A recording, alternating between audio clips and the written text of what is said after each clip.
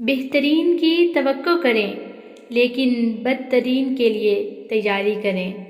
میں بہترین فیصلے لینے پر یقین نہیں رکھتا، بلکہ فیصلہ لے کر اسے ایک بہترین فیصلہ ثابت کرتا ہوں۔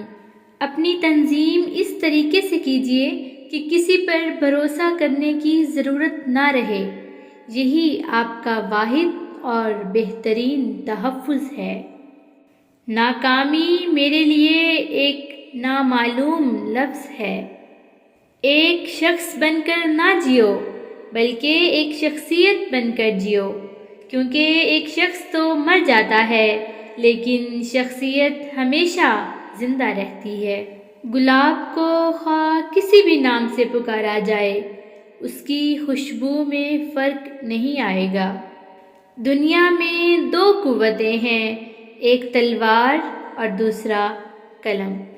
کوئی بھی قوم عظمت کے عروج تک نہیں پہنچ سکتی جب تک کہ آپ کی خواتین آپ کے شانہ بشانہ نہ ہوں۔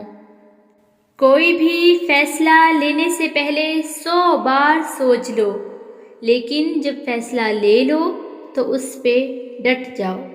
علم تلوار سے بھی زیادہ طاقتور ہے، اس لیے علم کو اپنے ملک میں بڑھائیں۔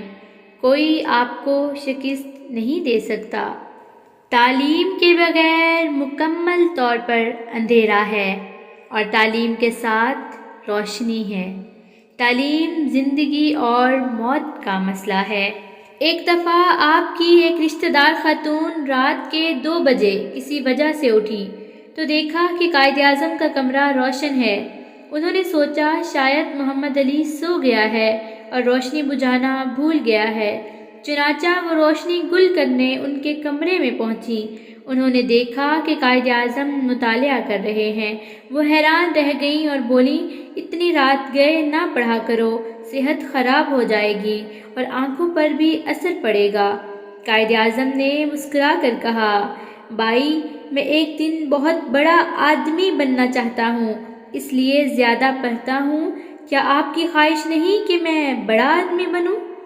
یقین، نظم و ضبط اور بے لوث لگن کے ساتھ دنیا کی ایسی کوئی چیز نہیں جو حاصل نہیں کی جا سکتی۔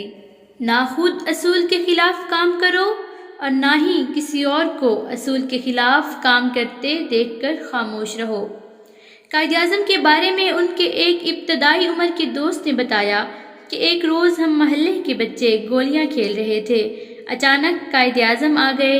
ہم نے انہیں بھی کھیلنے کی دعوت دی۔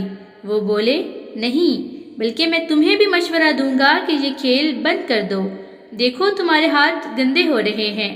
اگر پسند کرو تو آؤ میرے ساتھ کرکٹ کھیلو۔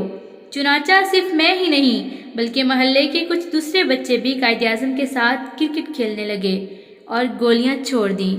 اگر غور سے دیکھا جائے تو بھی قائد اعظم کی ابتدائی دور کی اجتماعی تنظیم کا ایک چھوٹا سا کارنامہ ہے، جہاں پر انہوں نے مجموعی طور پر سب بچوں کو اپنے پیچھے لگا لیا۔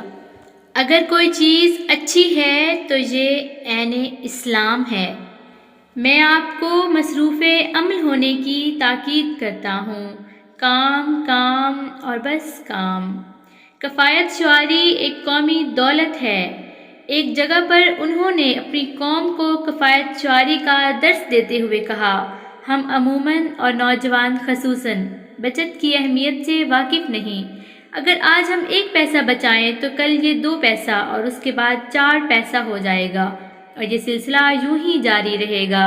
اپنی بساط سے زیادہ خرچ کرنے اور قرض لینے کی عادت نے ہمیں برصغیر میں اپنی خود مختاری سے محروم کر دیا۔ مسلمان جھکنے کے لیے پیدا نہیں ہوا۔ اگر اسے جھکانے کی کوشش کی گئی تو بابر بن جائے گا، یہ ٹیپو سلطان کی صورت میں نمودار ہوگا، یہ مر جائے گا لیکن محکومی قبول نہ کرے گا۔ ہم جتنی زیادہ تکلیفیں سہنا اور قربانیاں دینا سیکھیں گے، اتنی ہی زیادہ پاکیزہ، خالص اور مضبوط قوم کی حیثیت سے ابھریں گے۔ جیسے سونا آگ میں تپ کر کندن بن جاتا ہے۔ یہ تھی ہماری آج کی ویڈیو. آئی ہوپ آپ کو اچھی لگی ہوگی. اگر آپ کو ویڈیو پسند آئی ہے تو پلیز ہماری ویڈیو کو لائک کر دیں. چینل پر نیو ہیں تو چینل کو سبسکرائب کر دیں. بہت اچھی ویڈیو کے ساتھ پھر ملیں گے. اللہ حافظ.